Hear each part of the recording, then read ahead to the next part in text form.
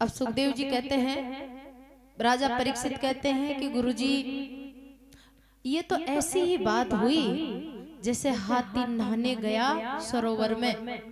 हाथी ने खूब नहाया, सरोवर में खूब नहाया और नहा के बाहर आया और सूंड में मिट्टी भर के शरीर पर डाल ली। तो ये ऐसा पाप का पाप भी करे और फिर उसका ऐसा प्रायश्चित भी कर ले, यानी रोज कीचड़ लगा लो फिर नहा लो, कीचड़ लगा लो फिर नहा लो, तो ये इसमें क्या फायदा हुआ? ये तो कोई असली समाधान नहीं है, ये जड़ से समाधान नहीं हुआ। ये तो ऐसे ही हुआ जैसे कोई पेड़ होगा कांटों वाला, और जैसे ही उसमें कांटे लगे तो ऊपर से डालियों को काट दो, वो तो फिर फूट के फिर उग जाएगा, फिर कांटे लगेंगे। बोले फिर काट दो, बोले फिर उगेगा, काटते ही जाओ फूट के उगता ही जाएगा। तो ये जो आपने प्रायश्चित बताया ना, ये तो मुझे स्थायी और टिकाऊ नहीं लग रहा। ऐसा प्रायश्चित बताओ जिससे पाप की जड़ी निकल जाए और वापस से उगे ही नहीं। फिर सुखदेव जी महाराज कहने लगे कि अच्छा जड़ को निकालना चाहते हो? जड़ को निकालना तो भारी काम करना पड़ेगा। बोले क्या? बोले पाप की जड़ है कहाँ? पाप की जड़ है अज्ञान में। कर्म से कर्म नहीं मिटेगा कभी भी। कर्मणा कर्म निर्हारो नहीं अत्यंतिक इष्यते अविद्वत्तिकारित्वात् प्रायश्चित्तम विमर्शनम। कर्मणा कर्म निर्हारो नहीं अत्यंतिक इष्यते। कर्म से कर्म का नाश कभी नहीं होगा, तो फिर क्या करें? फिर पाप कैसे मिटेगा? बोले दो उपाय है। क्या? एक उपाय तो है तत्व ज्ञान, ब्रह्म ज्ञान। एक उपाय है भगवान की शरणागति, भक्ति। दो ही उपाय है पापों की जड़ को मिटाने के लिए, अज्ञान को मिटाने के लिए। तो महाराज ज्ञान को प्राप्त करने के लिए तो पात्रता चाहिए, और ज्ञान की पात्र बनने के लिए कुछ नियमों का पालन करना पड़ता है। कौन से नियम? तपसा ब्रह्मचर्येण समेन च दमेन च त्यागेन सत्य शौचाभ्याम यमेन नियमेन च देह भाग बुद्धि जम धीरा धर्मज्ञा श्रद्धान्विताः क्षिपन्ते गम महदपि वेणु गुल्ममीवानल। ज्ञान का पात्र बनने के लिए 9 गुण चाहिए। कौन सा? तपस्या, ब्रह्मचर्य, इंद्रियों का संयम, मन का संयम, त्याग, सत्य, स्वच्छ पवित्रता, जीवन में यम और नियम का पालन। इन चीजों का जब पूरे जीवन पालन करेगा तब उसके अंदर ब्रह्म ज्ञान को प्राप्त करने की पात्रता आएगी। बोले महाराज ये तो कठिन है, एक कलयुग में कौन सच्चाई सत्य का पालन कौन कर सकता है? कोई नहीं कर सकते सत्य का पालन है। इस कलयुग में तपस्या कौन करेगा? 10 मिनट तो बैठने की क्षमता नहीं है, क्या तप करेगा? थोड़ी सी सर्दी ज्यादा पड़ गई तो घबरा गया, थोड़ी सी गर्मी ज्यादा पड़ गई तो हेजा गया, तब कहां से कर लेगा या इंसान? तपस्या नहीं हो सकती, ब्रह्मचर्य नहीं रह सकता, त्याग की तो तुम बात ही मत करो। एक झूपड़ी में से मोह हटाना मुश्किल है, तो बंगलों से मोह हटना तो और मुश्किल है। तो इसका मतलब फिर ज्ञान की पात्रता नहीं आएगी तो ज्ञान भी नहीं होगा। तो आप तो सीधो सरल उपाय बताओ। बोले फिर सीधो सरल उपाय तो है भगवान की भक्ति। भक्ति का मतलब क्या है? जैसे हम संसार में माँ से प्रेम करते हैं, बेटा से करते हैं, भाई से करते हैं, पति से करते हैं, मित्रों से करते हैं, ऐसा ही प्रेम भगवान से करें। भगवान को अपना रिश्तेदार बनाए, उनकी सेवा करें लाड प्यार से। भगवान को अपने घर का एक सदस्य माने, सदस्य मान करके। अरे धर्म को भाई बना ले जो, धर्म की बेटियां बना ले जो, धर्म की बहना बना ले जो, तो भगवान नहीं बना ले, रिश्तेदार है। 5 भाई चे, 2 भाई चे, 1 भाई चे, 1 भाई भगवान ने बना लो।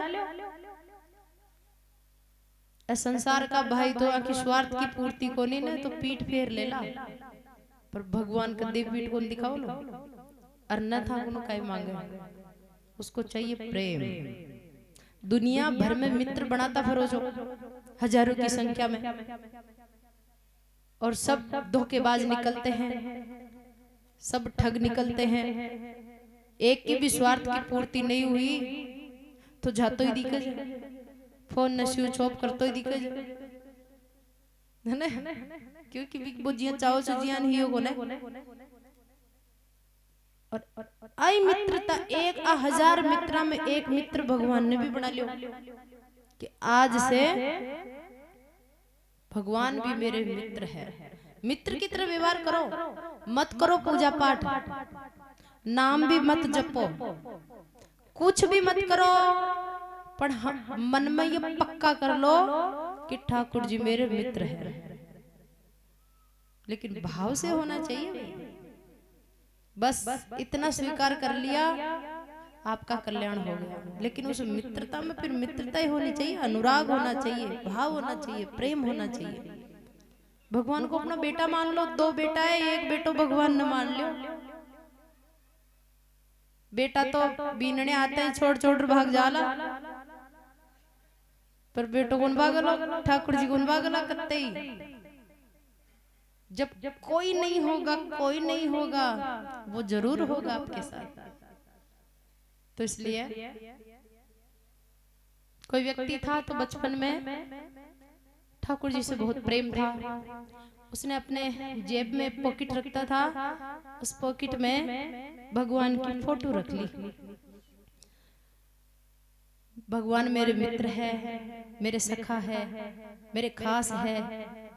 हमेशा जेब में बटुआ में फोटो भगवान की राख। तो थोड़ा सा बड़ा हो पतो चलो, अरे इस माँ का मेरे ऊपर कितना उपकार है, मेरी माँ कितना प्रेम करती है।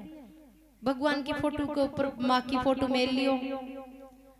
फिर थोड़ा बड़ा हो पतो चलो, अरे ये कमा कमा के तो पिताजी लाते हैं, तब मैं खा रहा हूँ, मैं पढ़ रहा हूँ, मेरी फीस भर रहे हैं। पिताजी मेरे लिए कितने उपयोगी है, पिताजी कितने महान हैं, पिताजी मेरे कितने खास हैं। पिताजी की फोटो रख लियो माँ के ऊपर, माँ की फोटो पर। फिर थोड़ा बड़ो हो, ब्याह हुई, पत्नी आई। अब तो माताजी पिताजी भगवान तो दबता ही गया। अब बोले कि सबसे ज्यादा सुख दे वाली तो आज है, पूरी जिंदगी को जीवन साथी तो आज है, रोटियां तो आ दे ली। अब महाराज पिताजी की फोटो पर लगा दी अपनी पत्नी की फोटो। और अब थोड़ो और बड़ो ही, और छोरो ही हो, बेटो ही हो, तो अब पत्नी को प्रेम छो वो होगो थोड़ो कम, और बच्चा में होगो प्रेम ज्यादा। तो अब पत्नी के ऊपर बच्चा की फोटो लगा लियो। अब रात दिन भी नहीं लिए लिया फरर, देख तो फरर। अब महाराज हियो कहीं कि बड़ो जी वो छोरो बड़ो हियो, ब्याह हो गो, ब्याह हियो तो विदेश में कमाने के लिए चला गया, अपनी पत्नी को भी ले गया। अब कमाता कमाता कमाता कमाता वही का हो गया, वही का नेचर आ गया, वही सोच आ गई, वही विचार आ गई, वही की बुद्धि आ गई। अब माँ बाप को तो बिल्कुल भूल ही गया। अब पिताजी इधर से फोन लगाते हैं, बेटा बीमार हूँ, बेटा बीमार हूँ। 1-2 बार तो बात किया, रे बुड्ढा परेशानी कर दिया, तो फोन नंबर को डिलीट कर दिया, सिम ही चेंज कर लिया। 2, 4, 5 साल तो घूम तो फिर कोशिश कर तो फिर, और लास्ट में भी बेटो गियो हाथ से। अब पाचो को ना तो बेटा की फोटो ने पाची काटियो, मोह हट गयो ना फिर बड़ी नु। अब महाराज बेटा की फोटो ने काटियो तो अडीनो पत्नी पत्नी थोड़ा दिन साथ रीर भी कभी कोई तकलीफ वीर भी जाती दिखी भगवान के धाम में। चलो बी की फोटो भी हट गई। बेटो विदेश में चल गयो बाप ने भूल गयो बी की फोटो हट गई। नीचा नो पत्नी की फोटो निकली बाबी बीमार है शरीर छूट गयो बी की भी फोटो हट गई। अब पिताजी की फोटो निकली जो पिताजी और माताजी तो पहले ही जा चुका बाकी भी फोटो हट गई।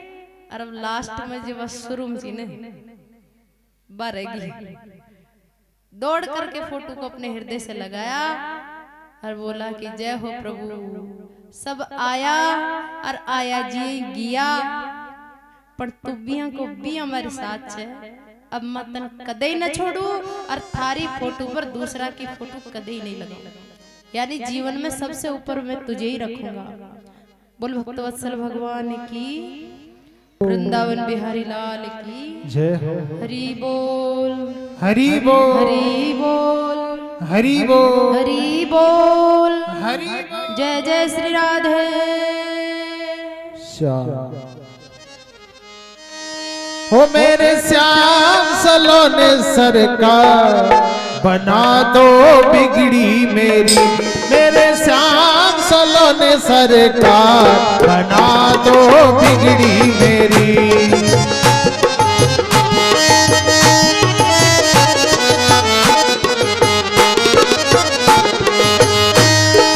बिगड़ी मेरी श्याम बिगड़ी मेरी बिगड़ी मेरी श्याम बिगड़ी मेरी ओ बिगड़ी मेरी श्याम बिगड़ी मेरी बिगड़ी मेरी श्याम बिगड़ी मेरी ओ मेरे जीवन के आधार बना दो बिगड़ी मेरी मेरे जीवन के आधार बना दो बिगड़ी मेरी।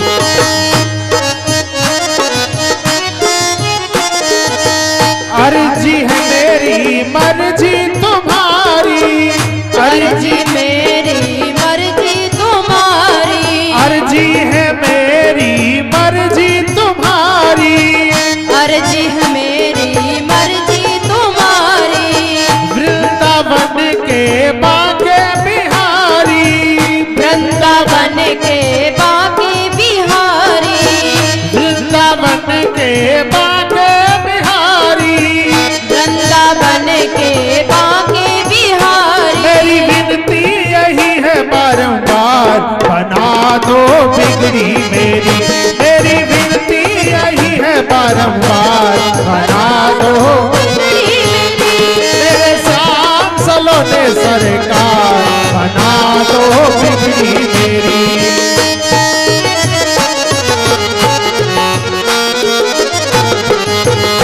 बाकी बिहारी लाल की जय हो।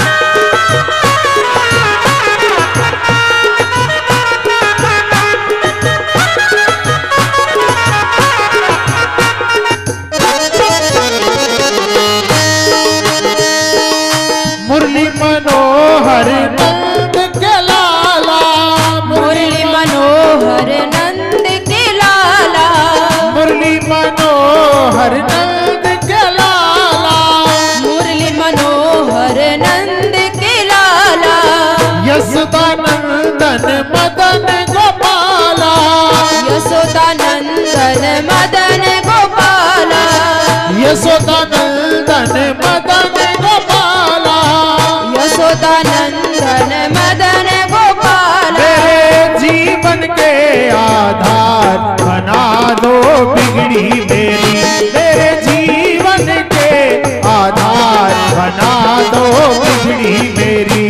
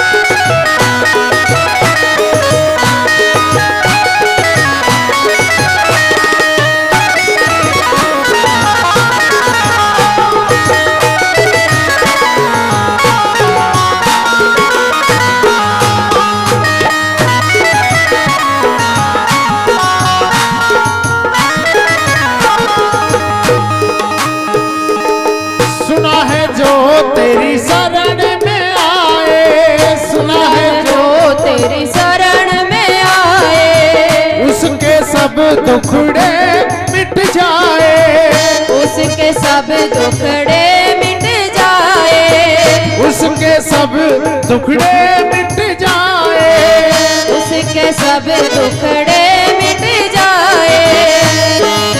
हो इस पागल से क्यों नहीं प्यार बना दो बिगड़ी मेरी, इस पागल से क्यों नहीं प्यार बना दो बिगड़ी मेरी। हो बिगड़ी मेरी श्याम बिगड़ी मेरी, बिगड़ी मेरी श्याम बिगड़ी मेरी, ये बिगड़ी मेरी श्याम बिगड़ी मेरी, बिगड़ी मेरी श्याम बिगड़ी मेरी। मेरे श्याम सलोने सरकार बना दो बिगड़ी मेरी, मेरे श्याम सलोने सरकार बना दो बिगड़ी मेरी।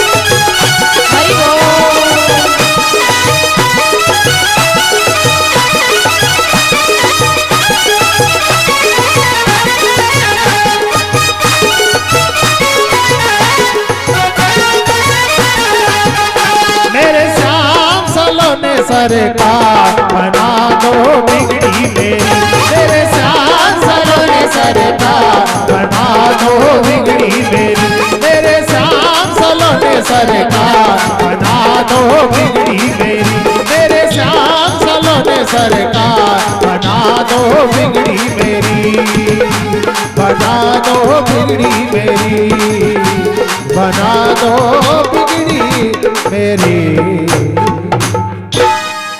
बोल श्याम सुंदर भगवान की जय, भागवत भगवान की हरि बोल, हरि बोल, हरि बोल, हरि बोल, हरि बोल, हरि बोल। जय जय श्री राधे।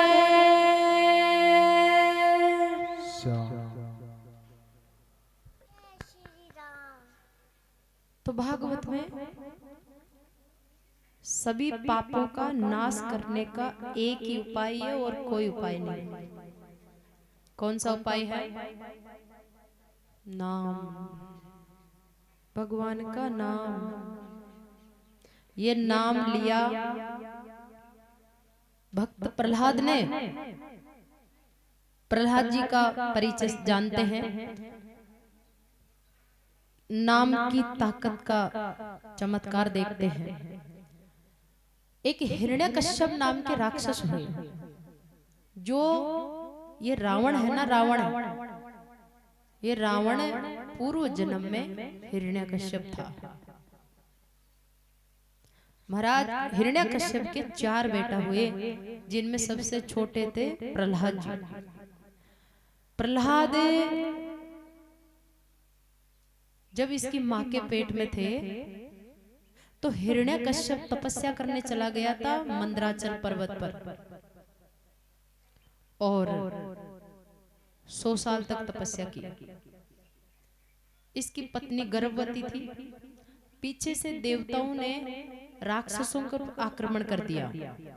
राक्षस पराजित हो गए और हिरण्यकश्यप की पत्नी कयादु, जिसके पेट में बच्चा है, देवताओं को पता चला कि ये हमारे शत्रु की पत्नी है, इसके पेट में बालक है, तो वो भी हमारा शत्रु है। तो देवराज इंद्र हिरण्यकश्यप की पत्नी कयादु को पकड़ के ले जा रहा था। भाई जैसे ये बच्चा जन्म लेगा तो ये हमारा शत्रु होगा, हम इसको मार डालेंगे। तो बीच में नारद जी महाराज मिल गए और नारद जी ने देवराज इंद्र को समझाया कि तुम हिरण्यकश्यप की पत्नी को छोड़ दो, ले जाओ मत। बोले महाराज इसके पेट में हमारा शत्रु पल रहा है, अगर ये पैदा हो गया तो बाप के जैसा ही बनेगा, फिर हमको सताएगा पूरी जिंदगी। तो इसलिए ये जैसे ही पैदा होगा और हम इसको मार डालेंगे।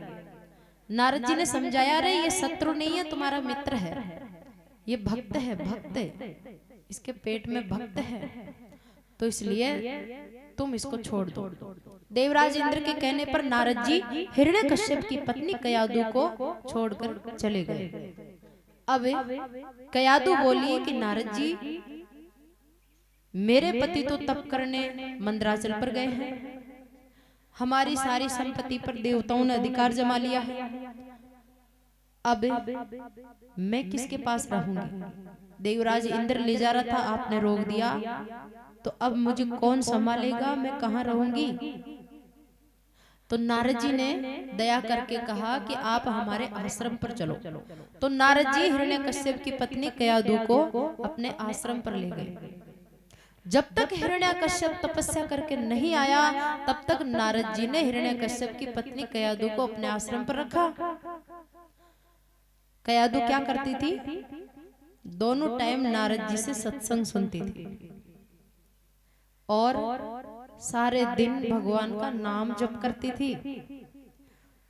तो महाराज 100 साल तक पति नहीं आया, तो कयादु ने 100 साल तक अपने बेटा को जन्म ही नहीं दिया। ऐसी पतिव्रता की सामर्थ्य थी उसके अंदर। और उसके पेट में भक्त प्रहलाद है, सामान्य जीव नहीं है।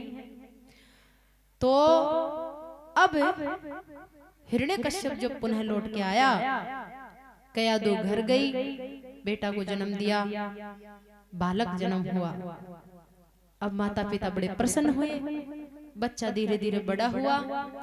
जैसे ही 3-4 साल का हुआ और 5वां साल में जैसे प्रवेश किया, तो हिरण्यकश्यप बच्चे को ले जा करके गुरुकुल में भर्ती करा दिया, एडमिशन करा दिया पढ़ाई लिखाई के लिए। हिरण्यकश्यप का गुरुकुल चलता था, जिसमें बालक पढ़ते थे, राक्षसों के बच्चे पढ़ते थे। वहां पर पढ़ाई भी काटने मारने की सिखाई जाती थी। शत्रु को कैसे लूटा जाए, कैसे पराजित किया जाए, कैसे मारा जाए, ऐसी शिक्षा वहां पढ़ाई जाती थी। अब प्रहलाद जी भी जाकर बच्चों के साथ पढ़ने लगे। अब महाराज प्रहलाद जी के तो माँ के पेट से ही सत्संग सुन के आए थे ना, तो वो ज्ञानी थे जन्मजात, इसलिए सारे बच्चे तो इधर खेलते गुरुकुल में, और प्रहलाद जी एक कोने में जाकर बैठकर ध्यान लगाते और ओम नमो भगवते वासुदेवाय मंत्र जप करते। धीरे धीरे एक दिन हिरण्यकश्यप गुरुकुल में अपने बच्चे से मिलने के लिए गया। बच्चा ने जैसे ही प्रहलाद जी ने देखा कि मेरे पिताजी आए हैं, तो प्रहलाद दौड़ कर आया और गोदी में चढ़ गया, पिताजी पिताजी पिताजी।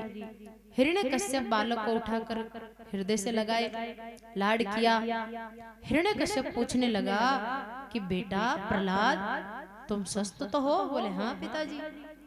तो अच्छा प्रहलाद ये बताओ, तुमको सबसे ज्यादा अच्छा क्या लगता है? सबसे ज्यादा अच्छा क्या लगता है? तो प्रहलाद ने क्या उत्तर दिया? छोटा सा बच्चा बोल रहा है हिरण्यकश्यप की गोदी में बैठा बैठा, बाप पूछ रहा है सबसे अच्छा क्या लगता है, तो प्रहलाद ने क्या जवाब दिया? तत्साधु मन्ये सुरवर देहिना, तत्साधु मन्ये सुरवर देहिना, सदा समुद्विग्न धियात् मसद्ग्रहात्, हित्वा आत्मपातं गृहम् अंधकूपं, वनं गतो यद हरिमाश्रयेत। पिताजी,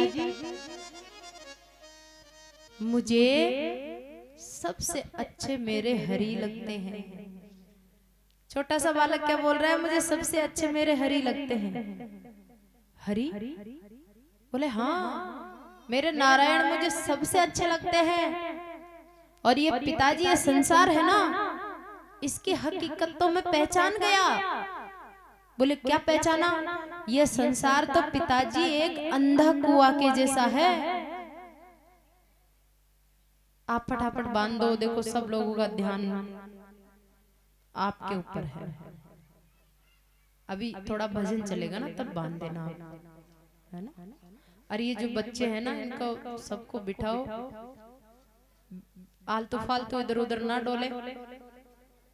भाई ये भगवान का सत्संग है, मनोरंजन का मैदान नहीं है। तो कृपया सभी ध्यान दें। प्रहलाद जी क्या कह रहे हैं? पिताजी, सबसे अच्छे तो मुझे मेरे हरि लगते हैं, और ये संसार तो एक अंधा कुआं है। और अंधा कुआं भी कैसा? हरी हरी घास से ढका हुआ। अजी 12,000 करो। अंधा कुआं में अंधेरा है, ऊपर से घास फैली हुई है, ढका हुआ है, और कोई गाय भैंस। अरे रुको तो सही, मैं बोला ही नहीं रही है, क्या कर रहे हैं?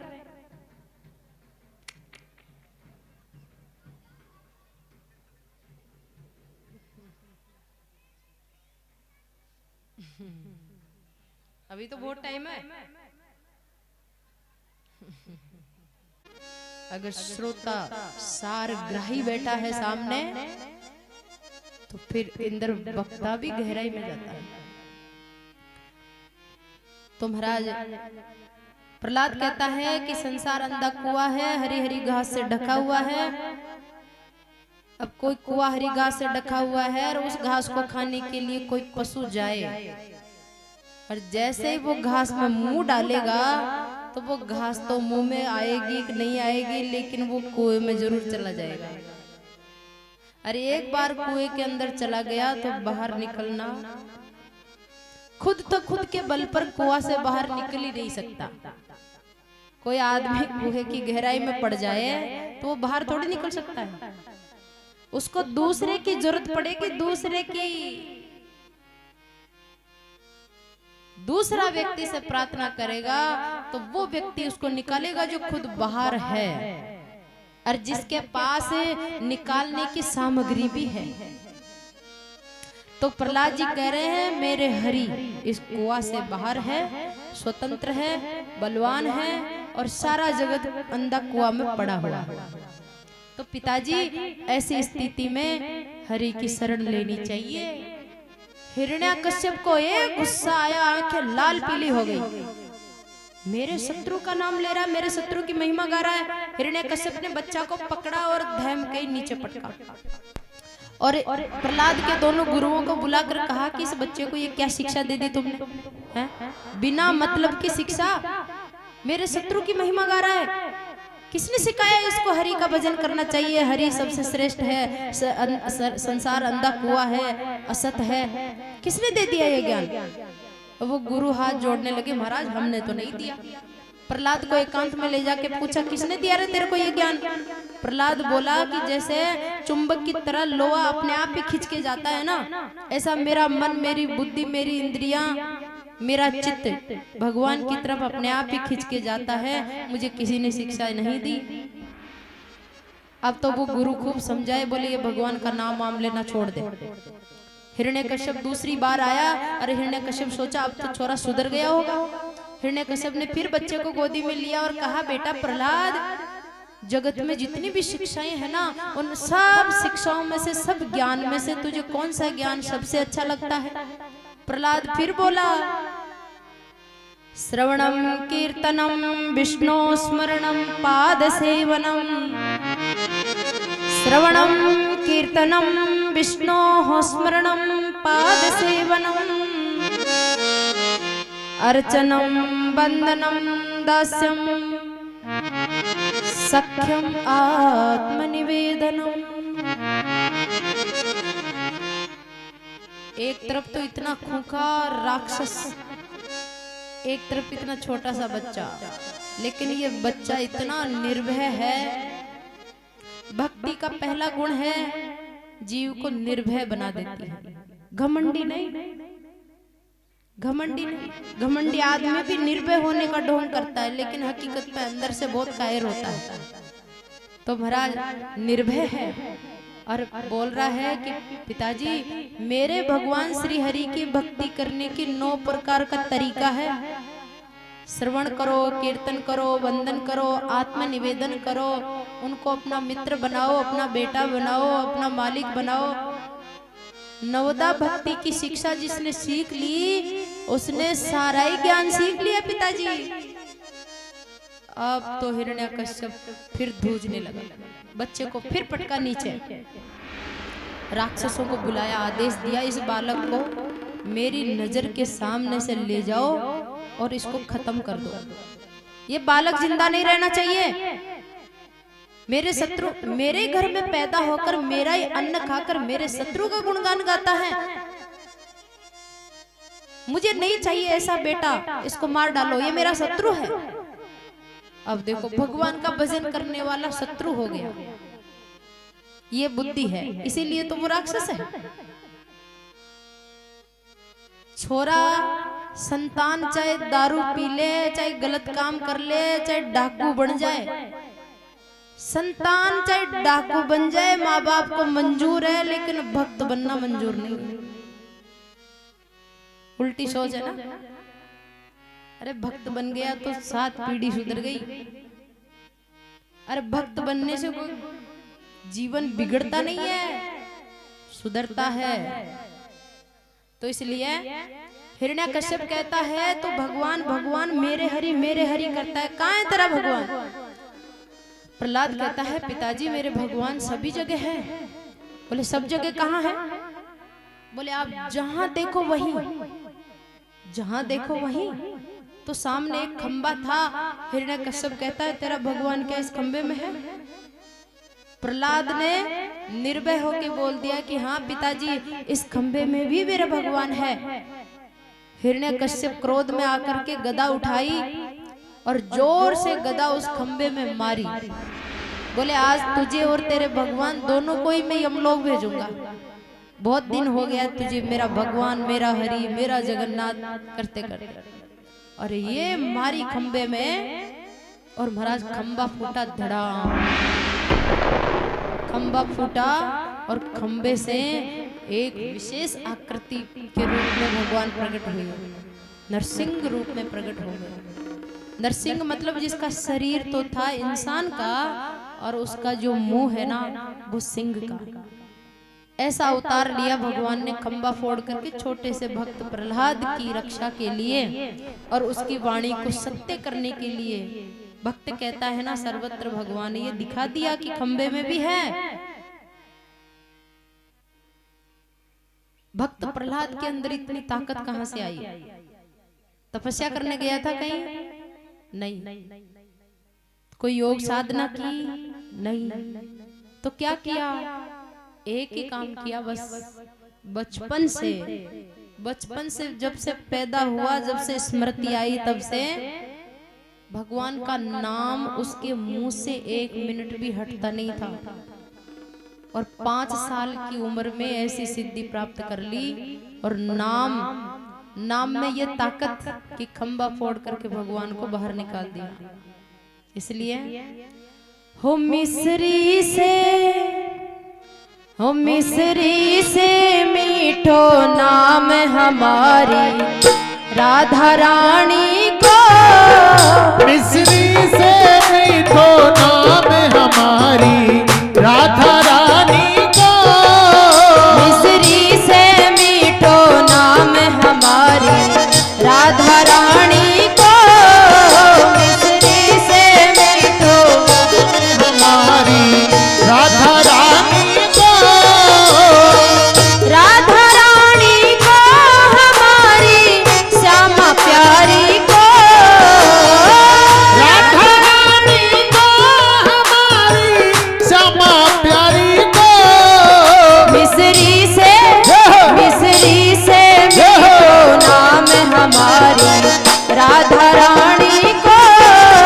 मिस्री से मीठो नाम हमारी राधा रानी को।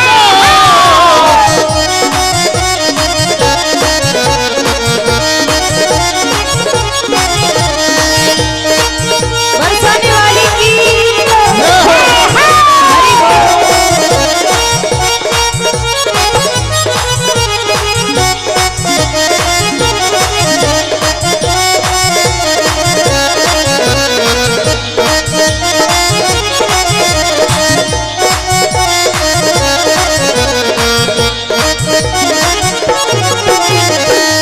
बाबा है प्रसभान कुंवर की मैया कीर्ति।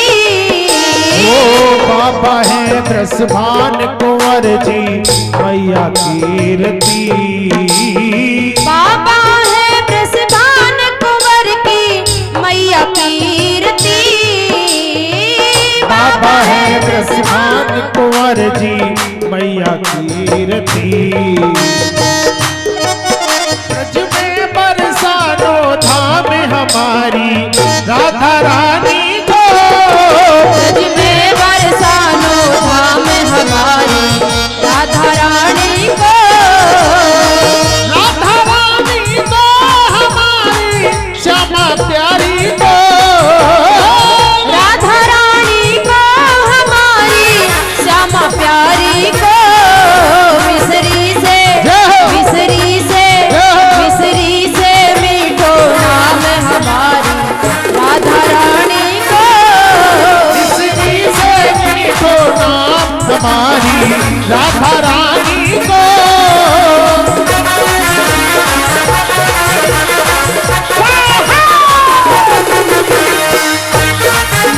भागवत भगवान की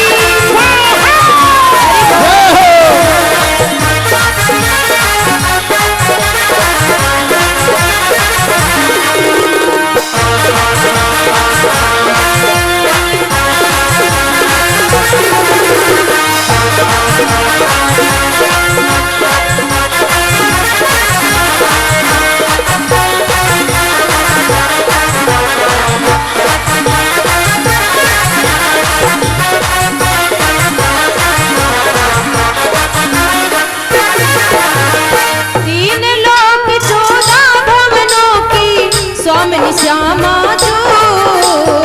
तीन लोक 14 भवनों की स्वामिनी श्यामा जो। तीन लोक 14 भवनों की स्वामिनी श्यामा जो। तीन लोक 14 भवनों की स्वामिनी श्यामा जो। चरणों को चाकर श्याम हमारी राधा रानी को। चरणों को चाकर श्याम हमारी राधा रानी को। राधा रानी को हमारी श्यामा प्यारी को। राधा रानी को हमारी श्यामा प्यारी को। मिस्री से मीठो नाम हमारी राधा रानी को। मिस्री से मीठो नाम हमारी राधा रानी को।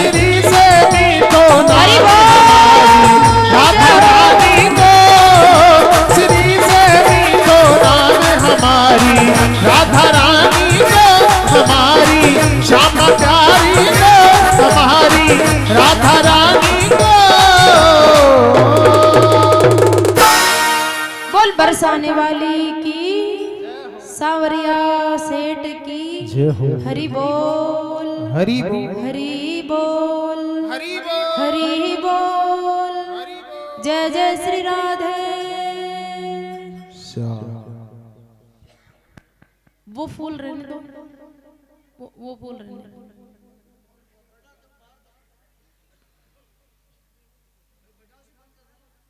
जब एक बार मौका देता हूँ सुधर जा, अभिमान छोड़ दे, अहंकार को छोड़ दे, सद्मार्ग पर आ जा, तो मैं तेरा बाल भी बांका नहीं करूंगा। हिरण्यकश्यप अकड़ गया, बोले ऐ विष्णु तू कहाँ लगता है मेरे, तू क्या कर लेगा, तू मुझे नहीं मार सकता।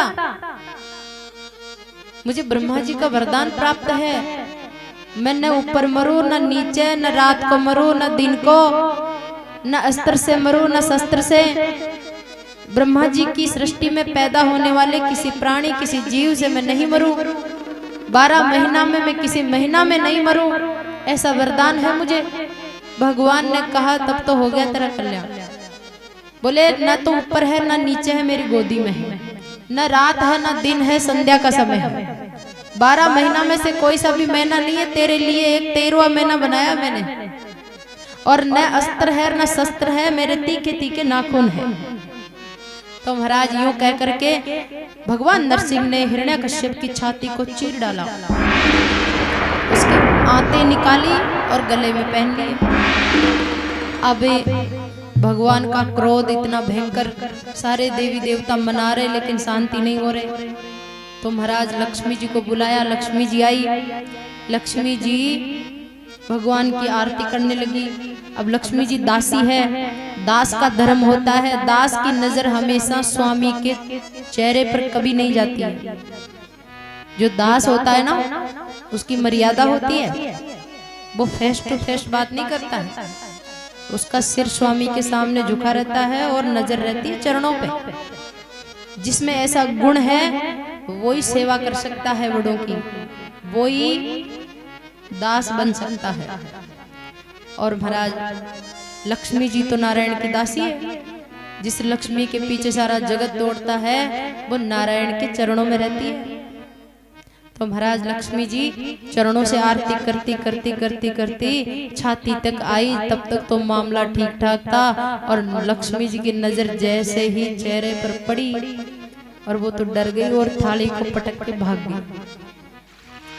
पूछने लगे देवता, अरे माता जी कहाँ जा रही हो, कहाँ जा रही हो, हम तो सोचे थे कि आप क्रोध शांत करोगे आपके पतिदेव का। लक्ष्मी जी बोली, भाई ये तो पतिदेव नहीं है तो कोई और ही है, यहाँ पर बब्बर शेर बन करके बैठा है, मेरी बस की बात नहीं है। तब फिर ब्रह्मा जी ने प्रहलाद से कहा कि प्रहलाद तेरे लिए भगवान आए हैं, तो बेटा तू ही भगवान को मना, हमसे तो मानने वाले नहीं।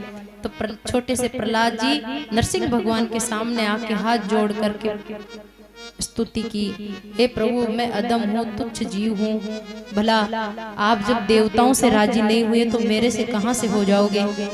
तो प्रहलाद की ऐसी मासूमियत और उसके निर्मल मन को देख करके भगवान या तो क्रोध में गरज रहे थे, ऐसी गर्जना की पूरा ब्रह्मांड हिल रहा था, और या फिर प्रहलाद की सरलता, भोलापन, उसकी शरणागति, समर्पण को देख कर भगवान नरसिंह मुस्कुरा गए और प्रहलाद को उठा के अपनी गोदी में बिठा लिया और हाथ से प्रहलाद के बाल सहलाने लगे।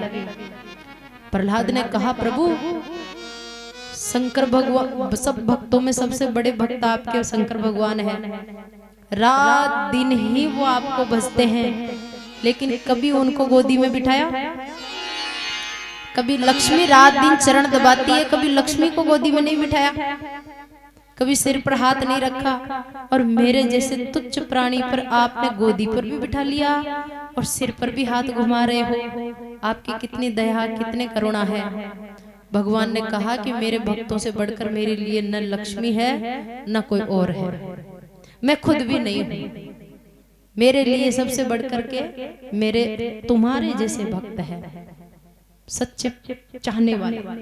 अब महाराज इधर भगवान कहते हैं प्रहलाद मांग कुछ। प्रहलाद जी कहते हैं कि आप मिल गए, अब क्या मांगना बाकी रह गया? नहीं नहीं, मांग ले बेटा मांग ले। प्रहलाद जी ने कहा कि ऐसा वर दो कि मैं चाहे करोड़ों जन्म लेऊं और चाहे मुझे नरक में डालो, चाहे गरीब बनाओ चाहे अमीर बनाओ, चाहे सारी दुनिया का संकट मुझे ही दे दो, लेकिन ऐसा वरदान दो कि मेरे हृदय में कभी आपको छोड़कर दूसरी चीज को मांगने की इच्छा ना हो। इसको कहते हैं ओरिजिनल भक्ति। छोटा सा बालक क्या कह रहा है भगवान से? मेरे हृदय में आपको छोड़कर दूसरी वस्तु की इच्छा ही पैदा नहीं होनी चाहिए। आपसे बढ़कर मेरे लिए कोई नहीं है। यह है ओरिजिनल। ऐसी भक्ति जिसके अंदर आ जाती है ना, फिर वो चाहे जब चाहे जहां दर्शन कर सकता है भगवान का। तो महाराज अब भगवान से प्रहलाद जी ने कहा कि प्रभु ध्रुव जी ने तो माँ की चिंता लगी थी और यहाँ प्रहलाद को बाप की चिंता लग गई। प्रहलाद जी कह रहे हैं प्रभु मेरे बाप ने पूरी जिंदगी आपका विरोध किया है ना, आपको गालियां दी है, आपके भक्तों को कष्ट दिया है, तो प्रभु मेरा बाप नरक में नहीं जाना चाहिए। मेरी ये प्रार्थना सुनो आप। तो भगवान ने क्या कहा प्रहलाद से? त्रिशब्दबी पिता पुत्र पितृ बीसतेनगः। त्रिशब्दबी पिता पुत्र पितृ बीसतेनगः। हे प्रहलाद, जिस कुल में तेरा जैसा शुद्ध भक्त पैदा हो गया, उसकी पिता पुत्र और पौत्र इनकी 21 पीढ़ियां, 21 पीढ़ियों के लोग भी अगर नरक में पड़े होंगे ना, तो उस भक्त के भक्ति के प्रभाव से वो नरक से मुक्त हो जाएंगे। ये बात भागवत में 7वें स्कंद में भक्त प्रहलाद को स्वयं नरसिंह भगवान कह रहे हैं। लेकिन भक्ति महाराज अपनी ज्ञान की पाखंडी नहीं, प्रहलाद जैसी होनी चाहिए, निर्मल भक्ति। ऐसा भक्त जिस कुल में पैदा हो गया, 21 पीढ़ियों का कोई भी प्राणी नरक में नहीं जाएगा, और जो गया है वो भी उद्धार हो जाएगा, उसकी भी मुक्ति हो जाएगी। फिर भगवान ने कहा कि भक्त प्रहलाद, तेरा जैसा भक्त जहां बैठ जाता है ना, वो जगह तीर्थ बन जाती है। ऐसी सामर्थ्य होती है भक्ति में। इस प्रकार से आगे महाराज गजेंद्र की कथा आती है, अब टाइम नहीं है। गजेंद्र ग्रह की कथा आती है, मत्स्य भगवान की कथा आती है, और सूर्य वंश और चंद्र वंश का वर्णन आता है। सूर्य वंश की उत्पत्ति कहां से हुई बताया? नारायण के बेटा हुए ब्रह्मा जी, ब्रह्मा जी के बेटा हुए कश्यप ऋषि, और कश्यप ऋषि मरीचि ऋषि, और मरीचि ऋषि के बेटा कश्यप ऋषि हुए, कश्यप ऋषि के बेटा हुए विवस्वान सूर्य, और विवस्वान सूर्य का बेटा हुआ वेवसत मनु। वेवसत मनु महाराज के कोई संतान नहीं हुई थी, तो इनके गुरुजी है वशिष्ठ जी। वशिष्ठ जी के पास जाकर कहने लगे, गुरुजी अब मेरी चौथी अवस्था आने वाली है, वन में जाने का टाइम होने वाला है, और पीछे राजपाट को संभालने वाला कोई है नहीं, तो एक संतान हो जाती तो संभाल लेती पीछे, और मैं वन में जाके भजन करता। तो महाराज वशिष्ठ जी ने कहा तो भाई यज्ञ कराओ। तो पुत्र प्राप्ति करने के लिए यज्ञ कराया था, पुत्रेष्टिक यज्ञ। तो जब यज्ञ हो रहा था ना हवन, तो वहां ब्राह्मण लोग जब आहुतियां देने जब बैठे, तो राजा की इच्छा थी कि मेरे बेटा होना चाहिए, बेटा के लिए यज्ञ करवा रहे थे। लेकिन जो राजा की पत्नी थी ना रानी, उसकी इच्छा थी कि मेरे तो बेटी होनी चाहिए। तो उसने जाकर के हवन करने वाले ब्राह्मणों के कान में कह दिया कि महाराज बेटी का मंत्र बोल देना। तो ब्राह्मणों ने बेटी का मंत्र बोल दिया। अब यज्ञ पूरा हुआ, प्रसादी रानी को खिलाए, 9 महीने बाद में बेटी हुई, बेटी हो गई। अब राजा जो व्यवस्थित मनु है, वो दौड़े दौड़े गुरुजी के पास गए। गुरुजी से कहने लगे, गुरुजी पुत्र प्राप्ति करने के लिए यज्ञ करवाया था ना, तो इस यज्ञ का फल उल्टा कैसे हो गया? बेटा के लिए यज्ञ करवाया था, बेटी कैसे हो गई? अभी तो कलयुग थोड़ी है जो यज्ञ का फल उल्टा हो जाएगा। वशिष्ठ जी ने कहा, ऐसा तो नहीं हो सकता, इसका मतलब यज्ञ में कहीं न कहीं गलती हुई है, तो मैं अभी जाता हूँ, ब्राह्मणों से पूछता हूँ। वशिष्ठ जी आकर के ब्राह्मणों को बुला के पूछा, क्यों रे भाई, बेटा की जगह बेटी कैसे हुई? यज्ञ का फल उल्टा कैसे हुआ? ब्राह्मणों ने कहा, महाराज उल्टा नहीं हुआ, फल सुलटा ही है। हम क्या करें, हम तो जैसे हवन करने बैठे, इनकी पत्नी ने हमको कान में बेटी के लिए कहा था, तो हम बेटी का मंत्र बोल दिए। अच्छा, अब तो व्यवसित मनु महाराज कहते हैं वशिष्ठ जी से कि गुरुजी आप अपने योग बल तपस्या के बल से इस बेटी को ही बेटा बना दो। तो वशिष्ठ जी ने अपनी योग बल से तपस्या के बल से लड़की को लड़का बना दिया, लड़का बन गया। अब महाराज बड़ा हो गया, युवराज बन गया। एक दिन घोड़ा पर बैठ के और अपने सारे मंत्रियों को, सिपाहियों को लेकर हिमालय की यात्रा करने गया था। घूमते घूमते कैलाश पर्वत की तरफ पहुंच गया। अब कैलाश पर्वत के पास में ऐसा एरिया है, एक वन है। उस वन में शंकर भगवान का, पार्वती जी का श्राप लगा हुआ है कि उस जगह में जो भी जाएगा ना, अगर पुरुष होगा तो वो औरत बन जाएगा। तो ये ग्रह का चलता चलता वहां चला गया, इसको पता नहीं था। अब ये वहां जाते ही वापस लड़की बन गया, और इसके जितने भी मित्र थे वो भी लड़कियां बन गए, जितने घोड़ा थे वो सब घोड़ियां बन गए। अब महाराज सभी अब शर्मा रहे हैं, वापस नहीं आ रहे हैं, बोले कैसे मुंह दिखाएंगे जाके। तो उस जंगल में घूम रहे हैं, 6 महीने हो गए। एक दिन देवसत मनु महाराज गुरुजी के पास जाके कहने लगे, गुरुजी 6 महीने से बेटा गायब है। तो गुरुजी ने ध्यान लगा के देखा तो बेटा तो